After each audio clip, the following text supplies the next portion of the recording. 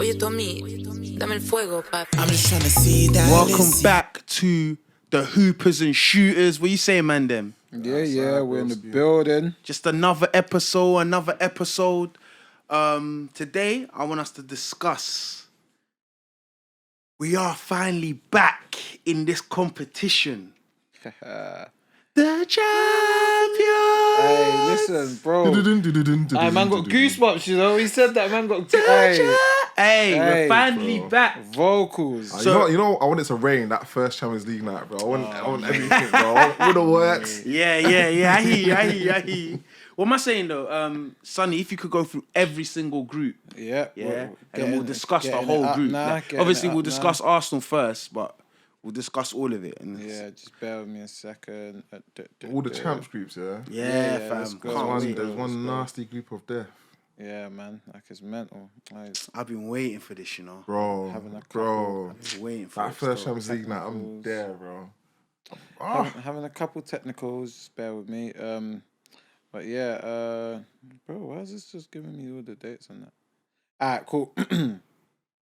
No, I don't know why. Alright, cool. This is done.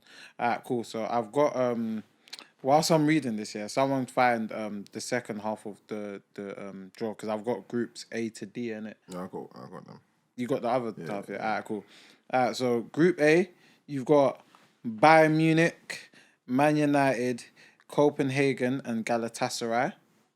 So wait, Man United, Bayern Munich, Copenhagen, and Galatasaray. Yeah. Which two do you lot think are making? That's an easy Bayern. Yeah, I think that's Bayern and United, but Galatasaray away is not a joke. Could make it difficult. Yeah, Galatasaray away is not a joke. Group B. Who they got against Ziyech, innit? They bought Ziyech, innit? Yeah, they got Ziyech, they got Icardi, they got Lucas Torreira, they got Wilfred Zaha. They got a decent team. They got a decent team over there. Yeah. I'm not gonna lie to you. But I don't see a world where Bayern don't go through there. Yeah. And United got United potentially they should be going through, but I would say United should qualify. United and Bayern. Qualify. Fairs, go on. Then you got Group B, which is our group. You got Sevilla, Arsenal, PSV, and RC Lens. Bro, I call that a Europa League group, you know? Yeah. it is a Europa League group, bro. I just think, for our first season back in the champs, we can't take nothing for granted, bro. We got to treat this like it's a group of death. I was a bit... Okay, let me be 100% honest with you guys. Yeah. I was excited because I thought, this is a group we surely get through with. Yeah. But I was slightly a bit disappointed because I wanted a champs team. Yeah. That's why I keep saying Europa League. I've seen these teams, bro. Like, but then, We've only played them recently. Man. But again, it's like, for me, you can only beat what's in front of you. Yeah, bro. no, facts. You don't see City fans complaining when they get a piss easy group every season. No, I'm happy we've got underwhelmed.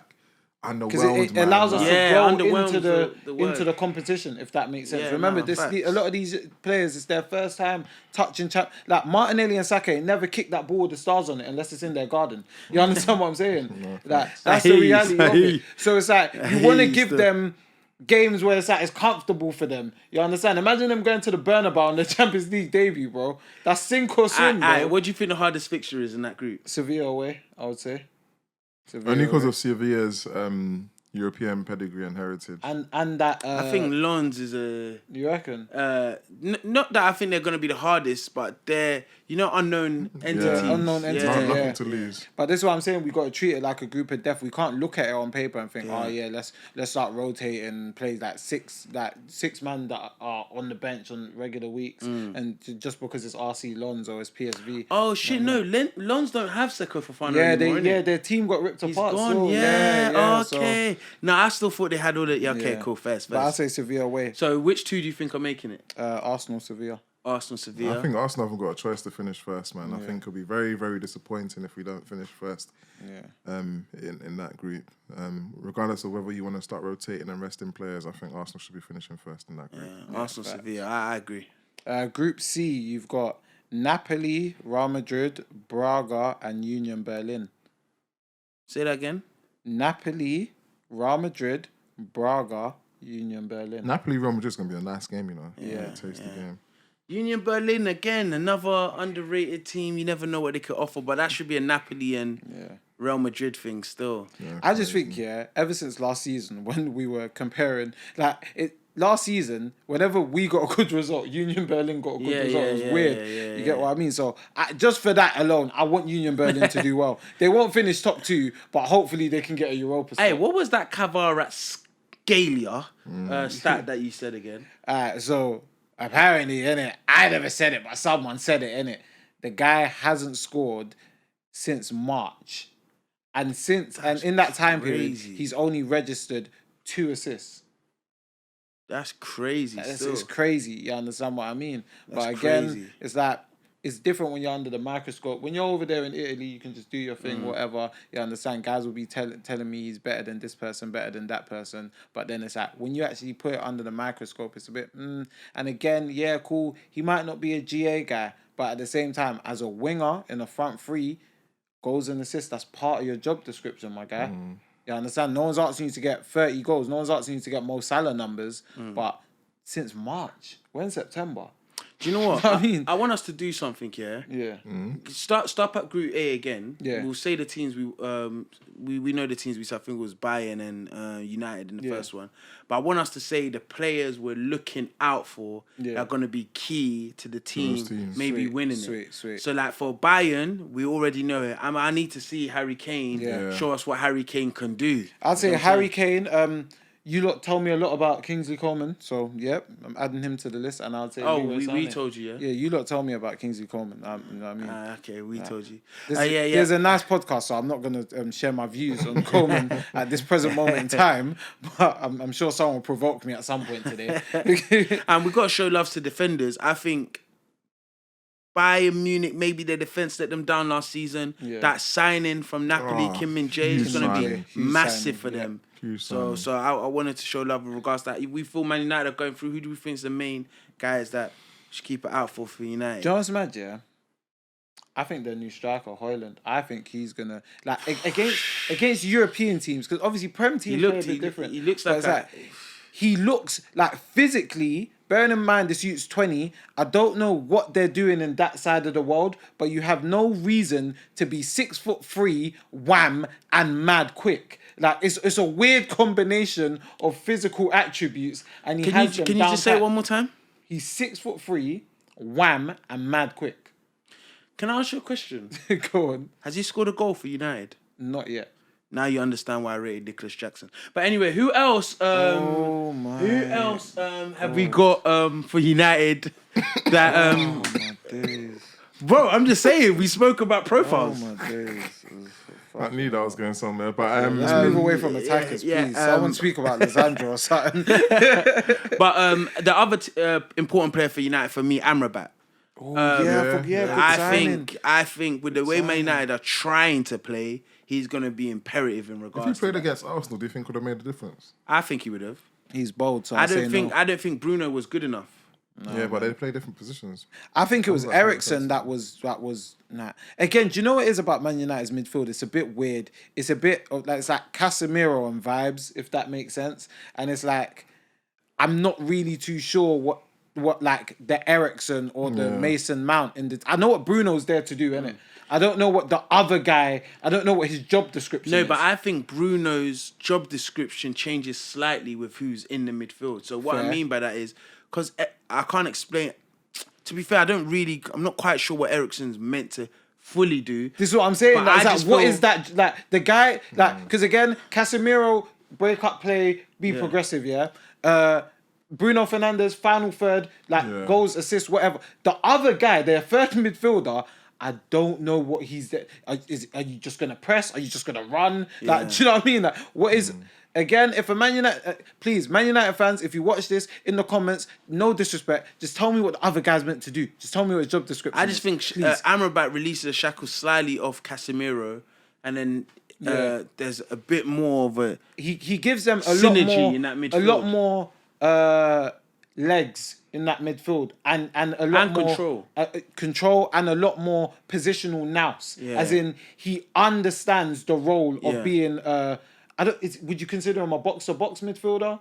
Because he can get forward, but I don't think that's primarily his game. Like, I think he's more so going to sit close enough to Casemiro and just keep everything tidy. Yeah, just like what he done at the World Cup as well. Yeah, you understand? So physically, he's you know what I mean? Because I think Bruno's just too deep. Like you just move him up. Let him do what he's meant to do. But yeah, they're my ones. Group B. Sorry, for Group A, I'll also say Wilfried Zaha. Like it's been his dream to play Champions League football for years, and for Galatasaray, he's gonna want to show out. Remember, he already has like a kind of negative history with Man United. It's that so playing against them, he's already gonna be up for that. Playing against Bayern Munich, you probably might play Mazraoui right back.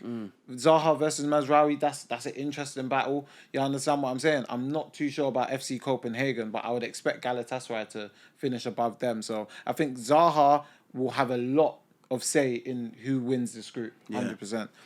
Group B, Sevilla. Who would you say is the danger man for them? They got that striker, man. Necessary. Yeah. They got to keep Ocampos as well. Still there as well. Oh, what, Ocampos stayed, yeah? Yeah. Fairs. Rakitic is still there as well. Yeah. Did Montiel, did he stay or did he end up going? I'm not too sure. They got that guy that played well at the World Cup, Acuna, yeah. So it's like they got a decent squad. I feel like they really, really underachieved in the league last season. So that might make people look at them and think, Sevilla's media or whatever the case is. But it's like if you understand Sevilla, you know, like bro, they are constantly there or thereabouts. And on top of that, definitely a cup team. Yeah, they won last season's Europa League. Yeah. You understand what I mean? Yeah. So they got European heritage. Yeah, they're not a team to take lightly. I saw them in the UEFA Super Cup. They look pretty good. They were causing City all kinds of problems on the counter. I'd still expect us to beat them convincingly at home. Away for us, who would you say is? You know what I mean? The guys that you're looking at, the guys that we've been raving for about Saka, Ødegaard, Jesus. Yeah. Like I need to see this Martinelli. I need to see these guys. Yeah, these guys have got to show and prove now. We're at the big times. Yeah, this is what it's about. Show people you can play with the best. Saliba played in the Champions League yet? No, not to my knowledge. I think the season Marseille was in the Champions League was last year. He was back at Arsenal. Yeah. Okay. No, he definitely didn't because he got Marseille into the Champions League and came. So and I would say for PSV, they've got. Is it Bakayoko? Bakayoko. He was meant to leave now. I've heard a lot of talk about him. He was meant to go to Brentford still. They got Luke De Jong who scored against us in the Europa League. So and they just re-signed Hervin Lozano, I believe. Yeah, Lozano. On deadline day, they signed Hervin Lozano. So and that's a shame. They lost Xavi Simmons. Yeah, even RC Lens, they got Al Wahi. Wahi went to Lens, but they're the Chelsea guy. Yeah, I don't know if he didn't sign for Chelsea. I don't believe. Oh yeah, he did. They were trying to. They were trying to do some silliness, signing him and loaning him to Strasbourg. But Wahi's at Lens. But again, the core of that team, Fofana, he's gone. Openda gone. You understand what I'm saying? So it's going to be difficult. Yeah, I'm going to watch them still because I want to see if they've changed. Yeah. Group C, we've got Napoli. Obviously, I think Osimhen. Real Madrid. I need Osimhen to keep his price low, bro. You say you want to type Osimhen now. I want to remember we had the conversation about specialists and generalists and stuff. I want to see if Osimhen's the truth. Yeah. So specialist striker that we Who will did say. last Champions League though? Osimhen, Kvaratskhelia. Yeah, those are the guys. For Real Madrid, Jude Bellingham, he has started this season. Wait. Can I just say one more for Napoli? Because he never gets spoken about, I think his name's Lobotka. Yeah. I love that guy. I like him. To be fair, do you know the midfielder I really like from Napoli? Anguissa. That was... Is he still there? Was he? And he was chicken change for Fulham. No, I think they grabbed him. Yeah, Chicken change. That was a good pickup. Even when we played them 2 seasons ago, he was... that was a good pickup still. But Lobotka, I like him. I like him. Gives me Arsenal player vibes. Yeah. But go on. I'm not too impressed by him, but you know what I mean? The streets like him, so what can I say? But Real Madrid, Jude Bellingham, he has started the season on absolute smoke. Like, and he just looks like he was always meant to be playing at that level. When I talk about left Summarize eights, that well. Like that would be my dream signing for Arsenal, man. Yeah, man. But right now he's playing in this weird hybrid 10 kind of false 9 kind of. He's just getting goals and just being instrumental for that. Yeah. But I think contrary to popular belief, I think Real Madrid, if Vinny, I don't know how bad Vinny's injury is, but if Vinny ain't fit soon, it might be difficult for them to win that group. I think they'll qualify, but if Vinny isn't fit, you can't always expect Bellingham to get you out of trouble. Yeah. Rodrigo started the season a little bit slow. You understand? But look at the team though. Yeah. Rodrigo, Bellingham, Camavinga, Tchouameni, Valverde, bro. But their injury list is long. Courtois, Militao, Vinicius. There's even more players. What's his name? Beyblade. Ceballos. Yeah, it's mad. Man. Group D. Wait, who else was in that group? Braga and Union Berlin. Okay, I'm not going to pretend that. You get me? They got Benfica, Inter Milan, FC Salzburg, and Real Sociedad. Hey, that's a tight group, you know. That is a difficult group to call. Say that again. Real Benfica, Inter, Salzburg, Sociedad. That's a tough group. It's a hard group to call. Sociedad, there's a gentleman called Kubo. Shout out $, put me on Kubo. Yeah, Kubo. Still got Zubomendi. They got a certain Scotsman that carries his boots in Tesco bags. You know what I mean? Kieran Tierney. Shout out the guys. Salzburg have been raided recently though. But it's like they've just got a conveyor belt of talent, bro. There's always a new brother from Salzburg that's just wavy. Like, do you know what I mean? Like they just produce gem after gem. Inter Milan, who did they get? They got Marcus Thuram. Started well for them as well, actually. They got a new keeper recently. Who did they get? Keeper was? I forgot who it was now. Can't remember, but yeah. Yeah. No, I think Inter should win that group, but then Benfica, they got Angel Di Maria. I think Benfica might win the group. You reckon? Yeah. Benfica were really good last season in Champions League. Mario. They lost Ramos, didn't they? Yeah, but Mario was doing his thing still. What, the West Ham you? Yeah.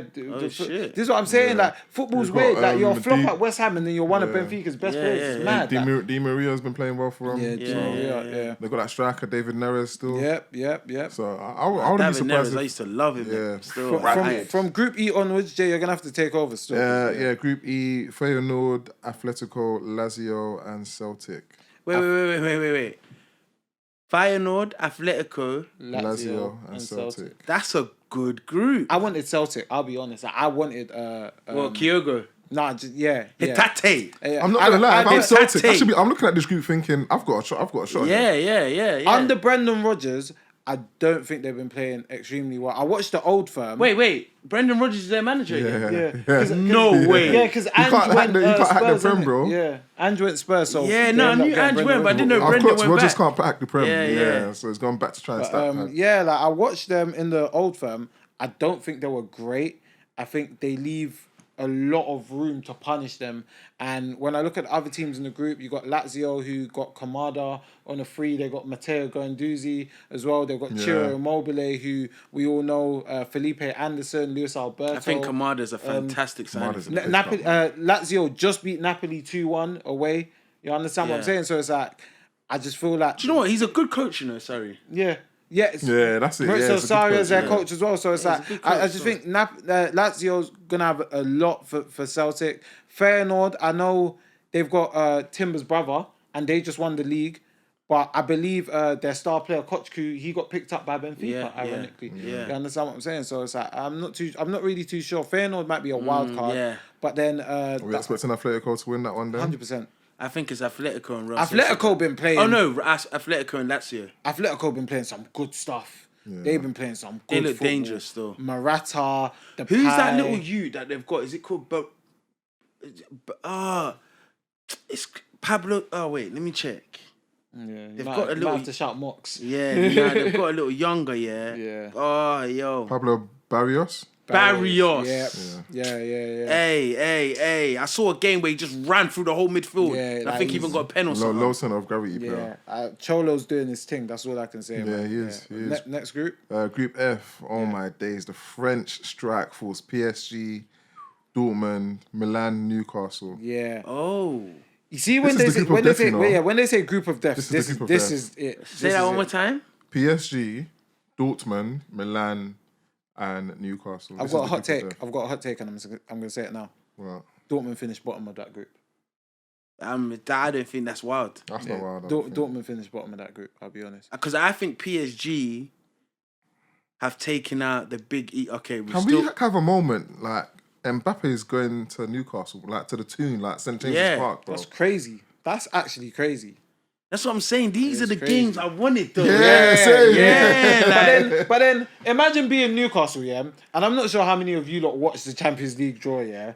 When they saw their group, the guy was just thinking, my... Like, bro, do you know how long they've been out of the champs for? Imagine we got that group. Yeah, but like he's stressed, but he shouldn't be. Like, if I'm him, I'm thinking, bro, the amount of money I'm gonna make when Mbappe, Muani, and Dembele come to Newcastle. For us, I'm thinking, No, but listen to the guys PSG have recruited this summer, yeah? That's what I'm saying. Kolo Muani, Goncalo Ramos. Dembele, like, bro, they're well oiled now. Skriniar, Asensio's there. Lucas Hernandez, Asensio, bro, they are stacked in every area. The only area you can look at their team and think, we might can get at you there is midfield, which is why I don't think they're winning at St James's Park. No, I don't think they're winning at St James's Park. They got him last year, bro. Like the Vitinhas, all of that already. Yeah, but Vitinha, Maman Ruiz, bro. Dan Burner's gonna be shaking Mbappe's hand at half time, bro. I'm sorry, bro. Yeah, but why are you talking about Ruiz like he's meaty? I'm just saying, like, Newcastle's midfield, the Fabian PMP, Ruiz, that's the PMP at St James's Park. Like, you know, Newcastle. Listen. Newcastle are one of them teams. Yeah, they play on emotions, innit? Like they're an emotional team. You understand, especially at St James's Park, innit? And I think they can get a cheeky 2-2. I don't think they'll beat PSG at home, but I think they can get a point. I just want to know who's gonna stop Muani, Mbappe, and Dembele. It's fake, bro. And they've even got that little younger Emery. He's cooking as well. Yeah, man, that's ridiculous. The PSG are scary. Are Milan still a threat? Do you reckon? I think they're the two that go through. I think Milan have recruited well. Ruben Loftus-Cheek, good signing for them. Christian Pulisic, Chukwueze. Did they get the Mehdi Taremi signing over the line? I'm not sure. I'm not too sure. But yeah, it's like the guys that they've recruited, like they've already got the Liaos of this world there as well. Giroud. Giroud. He's aging like wine. And he started the season well, Giroud. Giroud's aging like wine, man. I know everyone was panicking when Tonali and these guys were leaving, but I think they've done well still. Nah. But Tonali going back there, that'll be very interesting. Yeah. Oh yeah, Tonali. Oh yeah, that's a good one, man. Group G, we've got Man City, RB Leipzig, Young Boys, and who's that? Some Serbian team that I can't pronounce. Red Star Belgrade. That's there's Red Star Belgrade.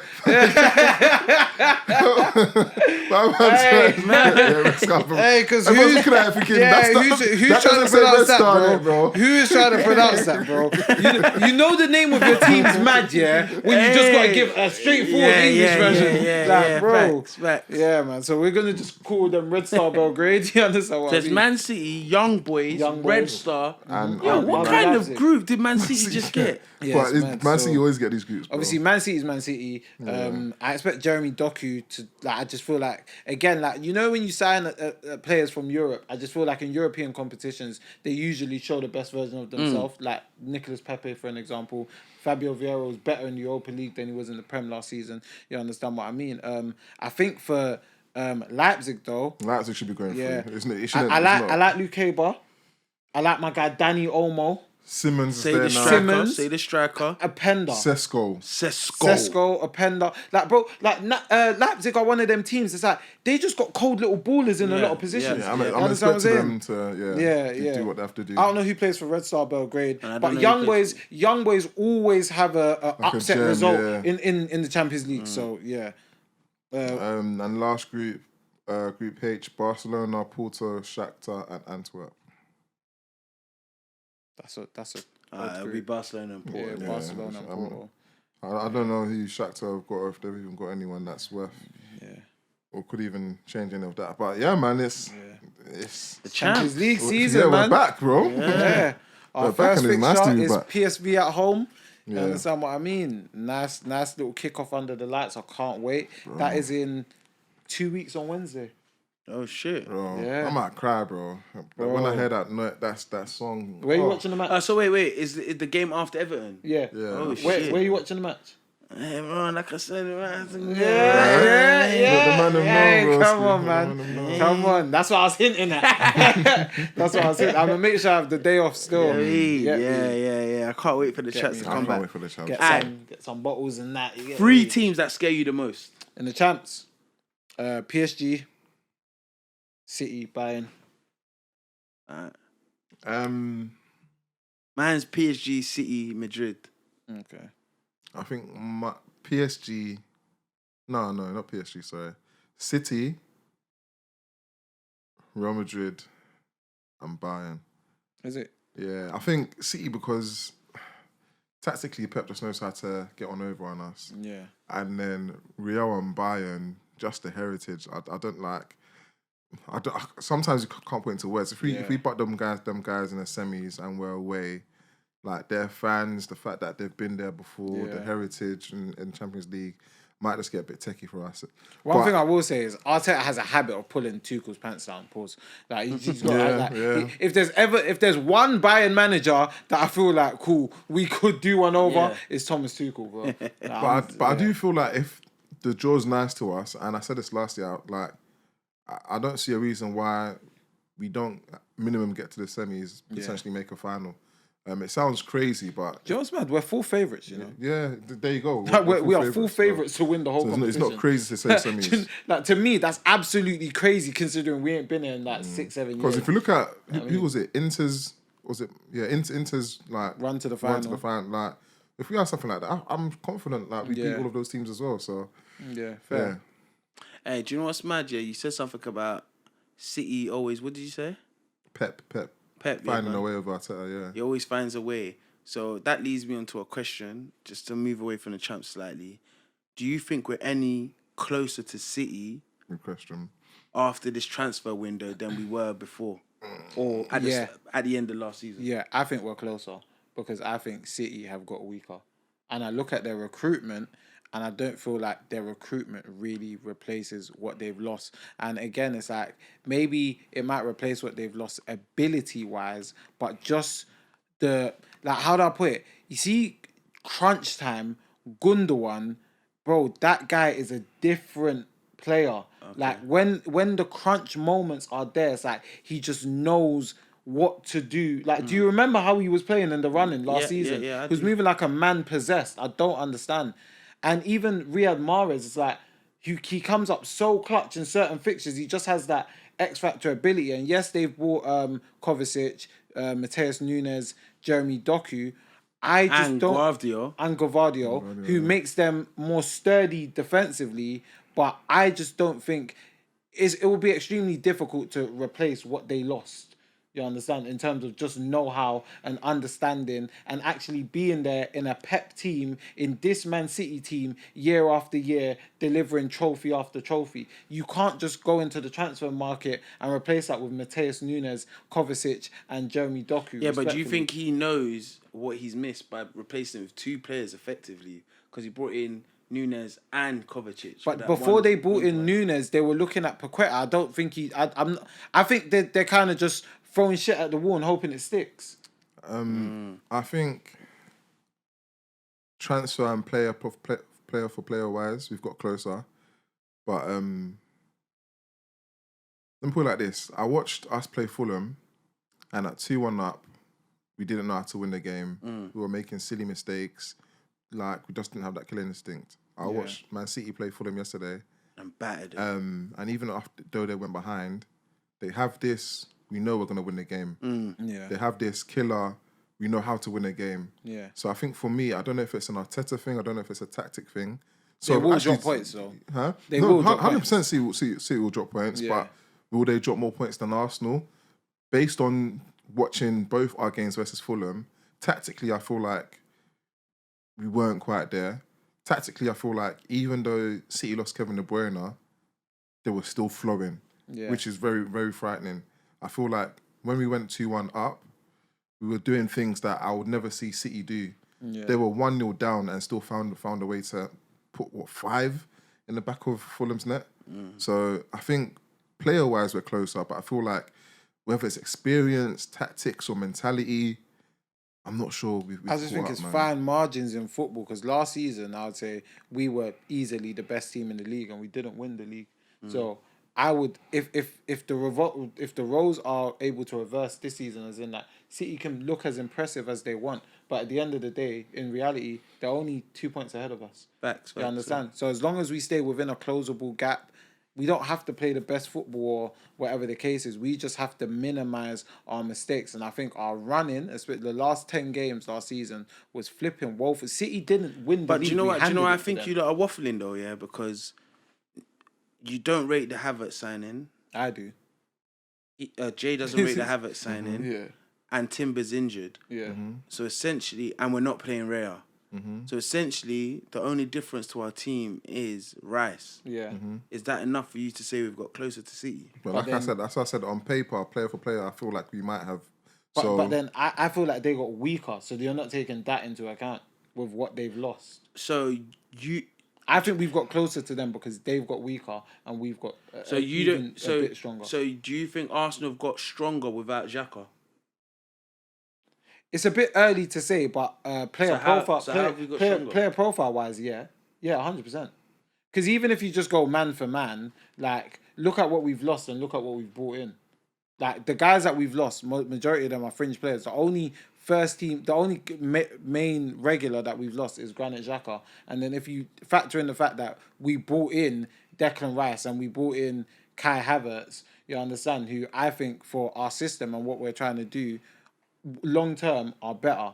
Like even if you want to say Havertz hasn't started the season great, you play Partey or you play Jorginho in the 6, you move Declan Rice to the left 8, all of a sudden our midfield looks different. You understand what I'm saying? And I think what Rice is, he's a supreme athlete. So in games where it's like maybe Thomas Partey's legs have gone or whatever, like he's just gonna do just regular things that go a long way. In games that we've lost, it's been individual errors. 9 times out of 10, he was part of the reason why we didn't pick up 3 points at West Ham away. So you think Havertz does make us stronger? Yeah, 100%.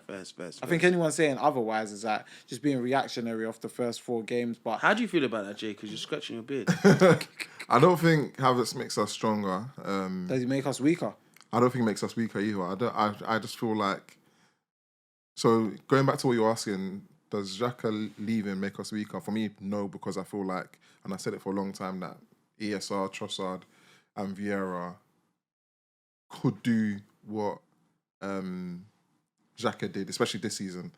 And that's why my biggest issue with signing Havertz was I don't feel like we improve drastically in the left 8 for the money that we spent. Do you think it was the right profile to sign? For me, so a lot of people are going on about midfield generals. Yeah. For me, it's not necessarily a profile thing. For me, it's an ability thing. For example, Santi Cazorla and Jude Bellingham are 2 different profiles, but I would still feel like if we spent 65 million on those players or types of players and played them left 8, I'd be more happy than us signing Havertz. So for me personally, it's more the player's ability rather than the profile. So yeah, man, it's a weird one. Hopefully Havertz can prove that he does improve the team, but in the here and the now, I don't think we've got better. I think my question was to allude: are we just hoping City are worse? Because last season, I think Sonny was one of the guilty parties. People were telling me KDB was shit and this and that, and Cat was saying Haaland. But that's why in your question, I haven't said nothing about City because Sonny was saying Bruno Fernandes is better than Bernardo. I stand on that, but you know what I mean? Like I'm just saying, like we'll say all of this about City's team, and now it's started again. Is Nunes really thingy? And for me personally, like they ain't lost the game. To win a Prem, don't get me wrong, you look at your comp, but I don't care about what City have got until I'm playing City, if that makes sense. Okay, fair. Like, I believe... We just got to do what we've got to do. Yeah, exactly that. Yeah. And I believe the squad that we have available to ourselves should be beating it. That's why I'm frustrated at games like Fulham, because I'm looking at that team, even with Havertz in it, I'm thinking, why should be beating Fulham. Yeah. So until we play City, then I'm like, cool. Like, I'm looking at City's 11. They could have won all of their games. They could have dropped points. But I'm looking at City's 11. all right, cool. Because at the end of the day, it's only 11 people that can play with. And I feel our strongest 11, probably without Havertz in it, because Havertz for me is not in our strongest 11 as things stand right now. What is our strongest 11 to you? That's a good the question. back five that played, Raya in goal. Agreed.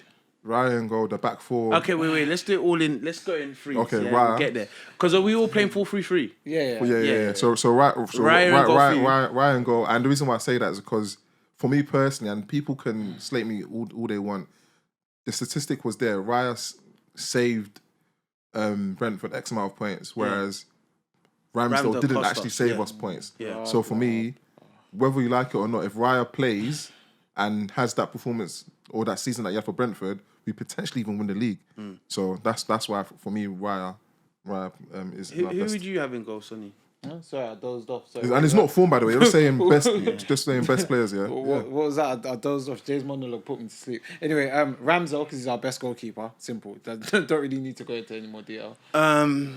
My keeper is not the guy Sonny's talking about. Why would I put a keeper that lets in things at his near post, puts a hand to the ball, but it still goes into the goal, comes out, starts doing the Zonto, he's forward, he's back, he's moving everywhere, and all of that. Do you know what I mean? Gets distracted by pigeons. the way Ramsdale gets,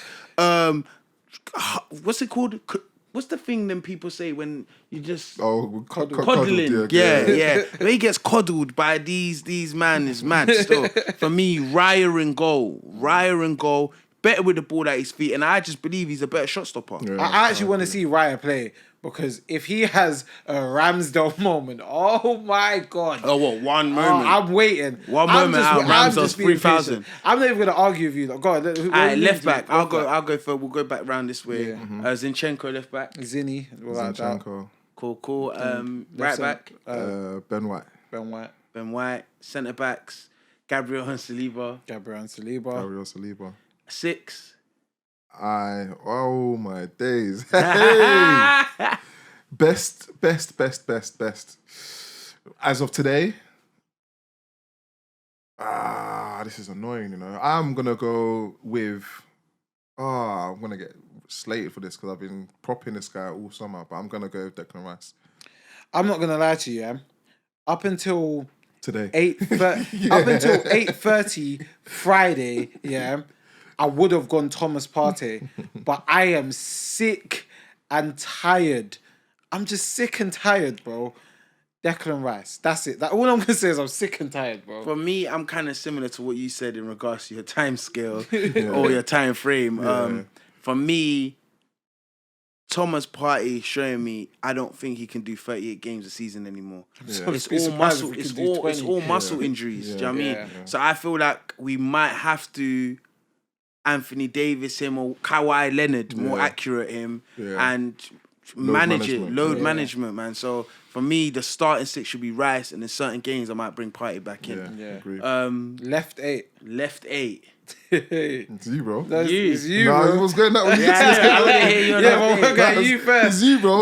Forget the order. We'll get you, bro. The order, bro.